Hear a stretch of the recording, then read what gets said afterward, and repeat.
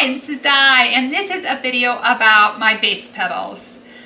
I am a bass playing mom, and I wanted to show you my pedals. This has been a video that a lot of people have asked for. I don't use a lot of pedals, but I do use some, which is more than a lot of bass players. Let's start over here.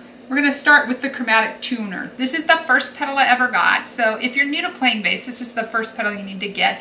You might get a different brand or a different style, but you definitely need a tuner. The beautiful thing about the tuner is that it will also work as an on-off switch. So you'll be able to turn off your feed and turn your feed back on so that you don't make any sound in the house and you don't accidentally make sound, but also you'll be able to tune up. And that is really important. I went to a show one time and they were really young kids playing. It was probably kids in high school that were playing the show, and their parents had very expensive camera equipment recording the show, and I was like, return the camera equipment, buy your kids a tuner. They played out of tune for the whole set. It was impossible to listen to them. Finally the kid goes and he gets out this little tiny gray tuner. Don't buy the little tiny gray tuner, get this one.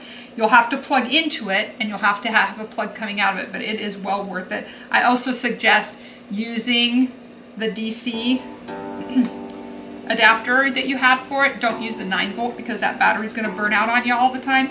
That's the first thing, is I got that tuner. Now this is my power supply. It will do 4 9-volts and it will do an 18-volt. This 9-volt allows 12 volts as well. So this is my DC, so that way when I have my stuff plugged in, it all goes through this box and that goes to one cord out. The second tuner I got was this, the big Muff, which is ridiculous sounding, but this tuner is one that adds distortion.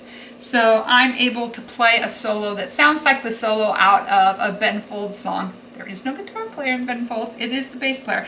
And that is because of having this distortion pedal. I thought I would use it a lot. I was playing a lot in middle school and it seemed really applicable, but now I've been playing more for adults and I haven't gotten quite as many opportunities to use it. The third pedal I ever got was this. This is a gate. And what it does is it prevents my bass from making noise when I'm not playing it. I play short scale bass and I play it on a couple different stages. Both those stages were wired in such a way that the fact the short scale does not have humbuckers on it, is more sensitive. Sometimes a hum can be picked up. So that's what I use this for. I know lots of electric guitarists use it. The smaller Fender guitars, like the Stratocaster that has the body just like my Mustang bass, will hum as well. And so folks will get this gate. Our entire sound system at my church has a gate on it. And so the purpose of a gate is it stops any hum noise and locks it out. So when I'm playing, the gate turns off. It knows that I'm playing, it turns off, it doesn't do anything. But when I lift my fingers off the strings, the gate pops on and it stops the sound. It has these 3 adjustments, and you can adjust the threshold, the decay, and you can also mute. So that's this pedal, which is really cool.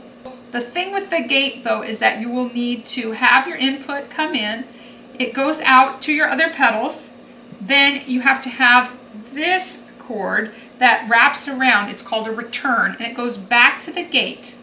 Oh, so you're playing, all of your pedals are also gated. I like the gate. Sometimes it confuses people, but if you just leave it alone, it does its job very well. Plug everything in the right way. All right, so finally, this is the last pedal I got, and this pedal is my favorite. This is a compression sustainer. This was recommended to me by a friend, Steven. He's a drummer who plays bass in a band, and he got a compression sustain, and he really thought it was great. As you can see, all my knobs are at 12 o'clock. They sound great at 12 o'clock. This was really plug in and play. I plugged it in. I started to play with it, and for me on this small short scale bass, I play like a girl, so I have a softer pull on the strings. Beauty of the compression is that no matter what amount of pressure I apply to the strings, and the difference that I have between maybe my left finger and my right, that is evened out by the compression. So my runs sound more even. When I change notes, it sounds more even. When I play 8s, they sound straighter, and that's because the compression brings all the sound up to the same exact level. evens it out, which is really a nice thing to have. And then the sustain is really fun because often I would get to the end of a song and maybe we don't trash can out on that song. It's not at the end. At the end of the song, we just hit the note, bum, and I'd be the first person to drop out because I don't hit the string long enough to go on. I've got the short scale, the string doesn't vibrate as long, and so there would be nothing. With this sustain, I actually hit that note and it will continue to ring, usually until I stop it. I've gotten accustomed to turning my volume knob down now at the end of a song to make sure that that note doesn't bleed into the next song, unless we're playing in the same key maybe.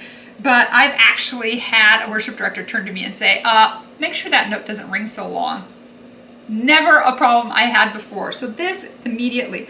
The other thing that it did that was just like an added bonus was I was playing in the youth room, and for some reason they weren't getting a strong enough signal from me. I have no idea what was wrong and why the signal was low, but they just weren't getting what they needed. And I was able to reach down to this level and turn it up, and that made me have even more signal coming out, and there was no longer that problem with them getting enough. This is a great pedal. So this is the setup I currently use. This is very, very basic. It is Velcroed on. It's a Velcro setup, and it comes apart a lot, and so I'm looking to upgrade this. And I know a lot of you have a lot more expertise than I do, so if you can give me hints, tricks, tell me what I should look at as far as a different board for this, as far as do I need a different, this pedal power supply, what do I need to upgrade this setup? Give me some hints and tricks. I would love to get your feedback. What pedals have you had success with? My son's been talking about an EQ pedal for bass, and I hadn't seen one of those. I know some people use a volume pedal like you'd use on a guitar, so let me know what you're thinking and what pedals you think would be a great addition to this board. And so here's what it sounds like when I play bass with the Big Muff pedal on.